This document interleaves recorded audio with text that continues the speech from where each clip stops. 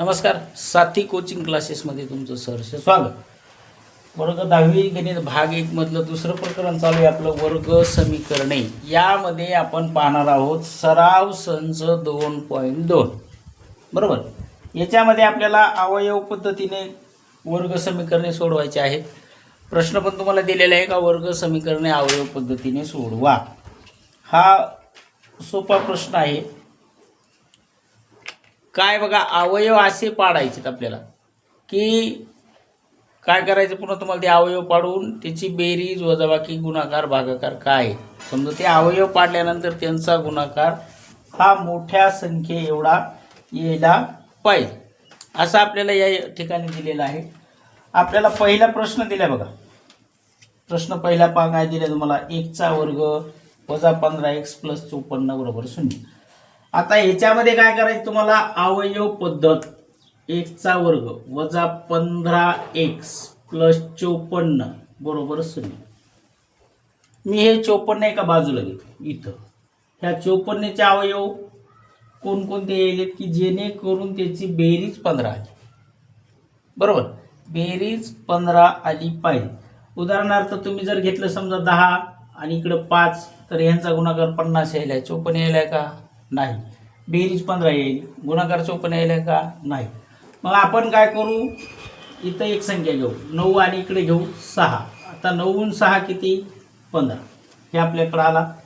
बरोबर, 9 6 15. आता दोघांचा गुणाकार काय आहे, तर दोघांचा गुणाकार यायला 54. आला का 54. त्या पद्धतीमध्ये मग आता याची मांडणी कशी करायची. आता हे अवयव तुमच्या लक्षात आले असतील किंवा आले तर लक्ष द्या. आता आपल्याला काय करायचं बघा, हा जो 54 शेवटची संख्या आहे ते. आता वर्ग समीकरण म्हटल्यानंतर तुम्हाला xचा वर्ग या ठिकाणी दिलेला आहे, म्हणून मग आपण इथं मांडू. म्हणून xचा वर्ग वजा 15x अधिक 54 बरोबर 0. मग काय करायचं तुम्हाला, अवयव मी सांगितले तसे ते अवयव घ्यायचे. मग आता अवयव घ्यायचे कसे बघा, इकडे लक्ष द्या. xचा वर्ग आपल्या जागेवर जसेल तसा 9x या ठिकाणी आपल्याकडे आलेलं आहे. आणि पुढं वजा 6x. बरोबर, मी सांगितलं होतं तुम्हाला बेरीज केली तर 15 आली पाहिजे आणि गुणाकार जर केला तर किती आला पाहिजे त्याचा, 54. मग गुणाकार 54 आला, म्हणून आता हे प्लस 54 जसे आला तसे बरोबर काय 0. कशाचे अवयव पाडले आपण, दोनही संख्याचे अवयव तुम्ही व्यवस्थित पाडलेले आहेत. त्याच्यामुळं आता काय करायचं पुढं, आता यांचा झाला, यांची झाली बेरीज वजा वजा अधिक 15x आपल्याकडे आलेला आहे. मग आता xचा वर्ग आपल्याला दिलेला आहे. त्या xच्या वर्गामधला 1x बाहेर राहणार, 1x कंसाच्या आतमध्ये आपल्याकडे जाणार आहे. मग आता ते करताना तुम्हाला काय करायचं बघा, xच्या वर्गामधला 1x तुमचा बाह्य भागात, दुसरा x अंतर्भागात आणि गुणिले वजा 9 जशाला तसे.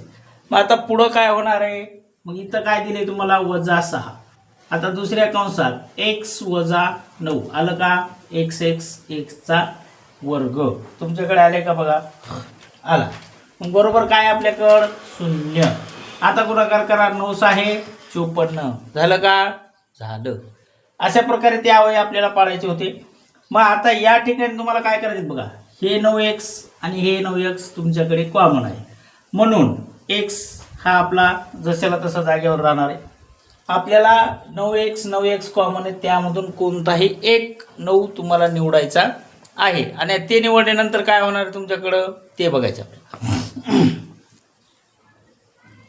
मग एका कंसामध्ये तुमचा x वजा 9 आला, दुसऱ्या कंसामध्ये काय जाणार आहे, हा बाहेरचा x इथं वजा आणि हे कंसाच्या बाहेरचे 6, दोघंही 2 कंसामध्ये जाणार आहे. मग बरोबर काय आहे, इथं 0 राहिलं होतं माझं, 0 हे आपल्याकडं आलेलं आहे. मग पुढं काय करायचं तुम्हाला, तर पुढं आपल्याला एक करायचं, ह्या xला कंस आपल्या ह्या संख्याला कंसाच्या बाहेर घेतलं, इथं आलं x वजा 9 बरोबर 0 किंवा हे 6 काय तुमचे वजा आहे. मग इकडं आले x वजा 6 बरोबर 0. आपल्याला अवयव सांगितले होते काय सांगितलं होतं, अवयव पाडा. मग आपण काय करू, x बरोबर 9 किंवा x बरोबर 6 दोन अवयव तुमच्याकडे आले. मग दिलेल्या समीकरणाची मुळे काय आली तुमच्याकडं, तर दिलेल्या समीकरणाची मुळे आपल्याकडे आली. एक मूळ आलं तुमचं 9 आणि दुसरं मूळ काय आले, 6 आहेत. दिलेल्या समीकरणाची मुळे एक कोणतं आलं 9x आणि दुसरं कोणतं आलं 6x. अशा प्रकारे आपल्याला अवयवामध्ये हा प्रश्न दिलाय. खूप सोपा प्रश्न आहे, समजणार आहे 100%. तरी एकदा बघा, लिहून घ्या, नाही समजलं बघा रे. आपल्याला दिल्या प्रश्नामध्ये एक्सचा वर्ग अधिक एक्स वजा 20 बरोबर 0. सगळ्यात सोपं अवयव पाडायला जाणारं प्रकरण आपल्याकडे आहे. अवयव मी तुम्हाला सांगितलेले आहेत, त्याच्यामुळे आपण काय करू, आता डायरेक्ट सुरुवातीला त्याचे अवयव घेऊ. आता इथं एक्सचा वर्ग आणि परत एक्स दिल्यामुळं तुम्ही घाबरून जाऊ नका. आपल्याला त्याचे काय करायचे, अवयव. आता 20चे अवयव किती, गुणाकार किती यायला पाहिजे. आता एकच संख्या दिली आपल्याला, बेरीज घेऊन घेणं देणं नाही. आपल्याला काय केलंय, एकच संख्या दिली किती 20. मग 20चे अवयव किती, सोप्यात सोपे बघा. 10 गुणिले 2 20 होणार आहे.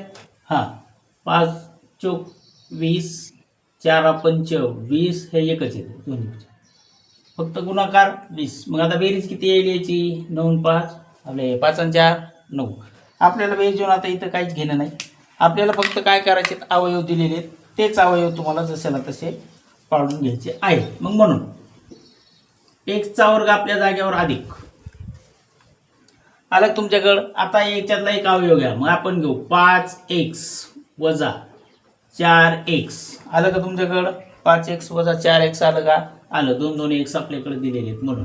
मग वजा 20 वजा किती 20 बरोबर किती 0. आता 20 राहतील का, किंवा एक्सचा वर्ग राहील का, दोघांपैकी बघा. मग आता एक्सच्या वर्गामधला एक एक्स बाहेर आला, कंसामध्ये एक एक्स गेला, अधिक 5 झाले आपल्याला.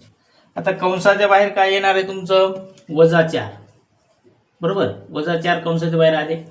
दुसऱ्या कंसामध्ये गेला एक्स प्लस 5, मग इथं लिहा प्लस 5 बरोबर किती 0. लिहिलं. मग आता आपल्याला काय करायचं आहे, जसं आपण मागच्या प्रश्नामध्ये केलं तेच ह्या पण प्रश्नामध्ये आपण करणार आहोत. मग म्हणून ह्या 5x तुमच्याकडे कॉमन दिलेले, त्यापैकी कोणताही एकच कंस तुम्हाला या ठिकाणी घ्यायचा आहे बरोबर. मग आपण काय करू, x प्लस 5 एका कंसात आपल्याकडे आले. आता हा x आणि कंसातले 4 यांच्यासाठी एक तुम्हाला स्पेशल कंस करायचा आहे.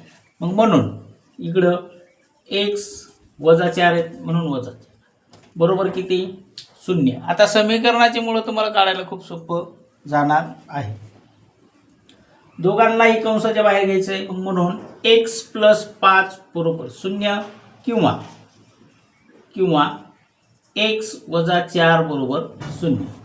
आपल्याला काय करायचं आहे, येणाऱ्या समीकरणाची मुळे तुम्हाला विचारलेली आहेत. मग म्हणून आता इथं काय होणार बघा, x बरोबर अधिक 5 चे झाले वजा 5 किंवा बरोबर, हां इथं काय झाले अधिक 5 चे काय झाले तुमचे वजा 5. मग किंवा इकडं काय येईल तुमच्याकडे, किंवा मध्ये x बरोबर वजा 4 चे झाले अधिक 4. आता दिलेल्या एक सामायिक समीकरणाची मुळे तुमच्याकडे काय काय आली, आता मी सरळ येतो. दिलेल्या सामायिक समीकरणाची मुळे आपल्याकडे वजा 5 1 आणि अधिक 4 1 आहेत म्हणून हे आहेत. अलग लक्षात. पहिल्या प्रश्नामध्ये तुम्हाला 54 दिलतं म्हणून आपल्याला काय करावं लागलं होतं, त्याच्यात 9 आणि 6 ही मुळे घेतली होती. या प्रश्नामध्ये फक्त तुम्हाला 20च एकटा दिलाय, त्याच्यामुळे आपण 20चा गुणाकार घेतला बरोबर. आता पुढचा प्रश्न तुम्हाला 27y नंतर 13 काहीतरी दिलेलं आहे ते बघा. काय 2y वर्ग अधिक 27y पुन्हा काय अधिक 13 बरोबर 0. हां हे प्रश्न दिलाय. आता हे त्याच्यामधला दुसरा झाला. आता आलं लक्षात, ते बघणारच आहेत आपण. तिसऱ्या प्रश्नाचं काय ते पण बघणार, पण तिसऱ्या प्रश्नामधलं खूप सोपं आहे, खूप म्हणजे खूपच. बरं हे आलं का लक्षात? हां ठीक आहे, हे काय करा लिहून घ्या. आपण तिसरा प्रश्न लगेच बघणार आहोत, हो का नाही? अरे प्रश्न तिसरा आपल्याला अशा प्रकारे दिलेला आहे. काय दिलेला? ओ चुलबुल पांडे इकडे लक्ष द्या, तुला सांगेल, तू लक्ष दे. 2y वर्ग अधिक 27y अधिक 13 बरोबर 0 असा सरळ सरळ प्रश्न तुम्हाला दिलेला आहे. आता लक्ष द्या, इथं तुम्हाला 2y वर्ग अधिक 27y अधिक 13 बरोबर 0 असं समीकरण दिलेलं आहे. आता गुणाकारच करायचं, पण आता कसा येणार आहे गुणाकार ते लक्ष द्या, म्हणजे तुमच्या लक्षात येईल. बरोबर. आता काय करू आपण, इथं 27 दिलं प्रश्नामध्ये, आपण इथं 26y घेऊ. 27चं काय करायचं तुम्हाला, 26y. मग तुम्ही म्हणता सर ते एक कुठं गेला, 27 मधला एक सांगावं लागलं ना तुम्हाला, मला कुठं गेलाय काय गेलाय, आहे का नाही? लक्ष द्या. आपण काय करू बघा, इकडे बघा. अरे हिला काय झालं, इथं y वर्गामधला 1y, आपला 2y वर्ग होता म्हणून आपण फक्त 2yच घेऊ. मग दुसऱ्या कंसामध्ये तुमच्या या y मधला 1y कंसात गेला, अधिक आले 13. 13 दोन्ही किती, 26. अलग लक्षात. मग आता तो एक कुठं गेला ते पण मी तुम्हाला सांगणार आहे, फक्त तुम्हाला काय करायचंय इकडं लक्ष द्या. किंवा हे पहिल्यापासून सांगू का, मग पूर्ण मांडून देऊ का एकदा तुम्हाला लक्षात येईल? ठीक आहे, त्यांचं म्हणणं आहे पूर्ण मांडून द्या. आता काय करू आपण, 26y मी घेतली होती तुमच्याकडून, म्हणजे हां, मग आता इथं अधिक y अधिक 13 बरोबर 0 असं समीकरण वाढू. आता बघा हा एक इथं आला, y म्हणजे किती 1. आता येणं लक्षात तुमच्या, आपण काय केलं तर 2y वर्ग अधिक 27y अधिक 13 बरोबर 0 केलं. इथं मी काय केलं, y वर्ग अधिक 26y अधिक y आणि अधिक 13 बरोबर 0, म्हणजे 26 मधला एक y तुमचा या ठिकाणी मी मांडला. म्हणजे आता कन्फ्युजेशन तुमच्या मनामध्ये राहणार नाही. असलं तर बघा, कळालं का आता काय केलं मी? मग आता आपण काय करू, इकडे लक्ष द्या, बोलू नका. 2y वर्गामधला 1y कंसात घेऊ, अधिक 13 एका कंसात आले. बरोबर. आता 13 दोन्ही किती, 26 येणार आहेत ना तुमच्याकडे. 13 दोन्ही 26, 13 दोन्ही 26 याचा गुणाकार तुम्हाला सरळ सरळ माहीत झाला. बरोबर. मग अधिक ह्या y ची किंमत 1 घेऊ आपण. मग दुसऱ्या कंसामध्ये तुमचं काय जाणार आहे, ह्या y ची किंमत 1 घेतल्यानंतर y प्लस 13, कारण एक पद आपल्याला कॉमन घ्यायचं, y प्लस 13 y प्लस 13. आता एकाच कंसामध्ये तुमच्या y प्लस 13 राहणार, दुसऱ्या कंसामध्ये 2y अधिक 1 राहणार. लक्ष द्या, बोल जाऊ नका रे, लक्षात राहत नाही आमच्या. आलं का लक्षात? अशा प्रकारे तुम्हाला समीकरण तयार करता आलं म्हणजे तुमचं कल्याण झालं. मग आपण काय करू, आता एका कंसात y प्लस 13 आपण घेतले. आता दुसऱ्या कंसात कोणती संख्या घ्यायची तुम्हाला, तर हे 2y. दुसऱ्या कंसात घ्यायचे तुम्हाला 2y अधिक 1 बरोबर 0. y कॉमन होते, बरोबर. y प्लस 13 y प्लस 13 सारखेच म्हणून आपण एक पद घेतलं. मग आता काय करायचं तुम्हाला, म्हणून इकडं आलं तुमचं y प्लस 13 बरोबर 0, किंवा समीकरणाची मुळं शिकायचं. किंवा आता दुसऱ्या कंसात काय येणार आहे तुमच्याकडं, मग इथं येणार आहे आपल्याकडं 2y प्लस 1 बरोबर 0. आता इथं y ची किंमत काढायची आणि इथं पण y चीच किंमत काढायची, म्हणजे त्या समीकरणाची मुळे काय आहेत हे तुम्हाला दोन्हीकडेही बघायचे. आता लक्ष द्या, आता y बरोबर हे 13 अधिक आहेत, बरोबर चिन्हाच्या पलीकडे गेले ते वजा झाले. किंवा आता इथं 2y अधिक 1 हे समीकरण तुमच्याकडे दिलेलं आहे, म्हणून y आपल्या जागेवर राहिला, बरोबर 1 पण आपल्या जागेवर राहिला. हा 2 गुणाकारातला कुठं गेला, भागाकारामध्ये, म्हणजे कुठं आला इथं छेदामध्ये. मग आता ते अधिक मध्ये आला का वजामध्ये आला, ते पण वजामध्येच येणार, कारण ते इकडं अधिक होतं, ते इकडं काय होता, अधिक होता, म्हणून इकडं काय झाला, वजा झाला. y बरोबर वजा 1/2 झाला.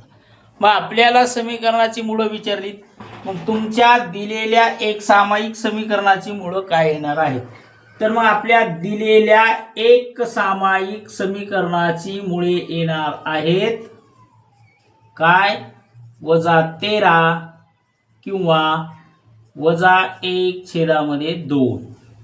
एकतर ते -13 येतील किंवा 1/2 येतील, असे आपल्याला या ठिकाणी मूळ येणार आहेत. आता आपण पाहणार आहोत प्रश्न 4, म्हणजे या प्रकरणातले सगळेच प्रश्न पाहणार आहोत. पण आता लक्ष द्या. आता बघा, मी व्यवस्थित मांडलं, बोलू नको रे, लक्ष इकडे दे, तिथं आले बघ. मग हे व्यवस्थित मांडले, व्यवस्थित लक्ष द्या, व्यवस्थित लिहून घ्या. झालं ना? ठीक. इथं थांबू आपण. आपल्याला पुढचं प्रकरण पुन्हा बघायचं. लिहून घ्या तोपर्यंत.